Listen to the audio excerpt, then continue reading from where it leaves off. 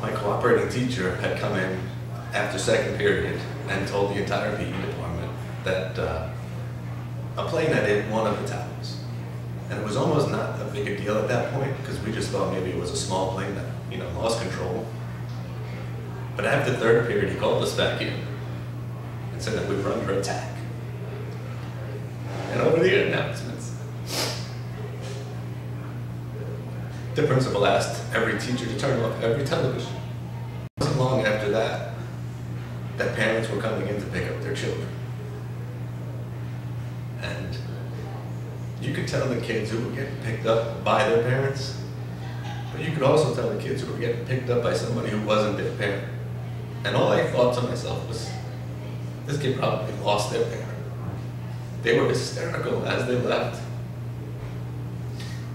It was at that point that I got too curious. So from the gym window, which I had to jump up on a radiator to get a vision through, I saw billows of smoke. And that was around the time that the building started falling. I found out that one of my high school girlfriends, my sophomore year high school girlfriend, survived, but she was trampled by people who were running from the falling building. I found out that a good friend of mine that was on the football team with me lost his father. He was a fireman, and one of the people who didn't want to burn in the building that jumped from the building had landed on him. How long before New York on September 12th, 2001? That was one of the times that not only was I proud to be an American, but I was proud of New York. For a city that's synonymous with, people who were always in a rush and, almost to an extent rude, I guess, if you want to put it that way. People were so patriotic and together, it just felt like everybody wanted to do for the next person.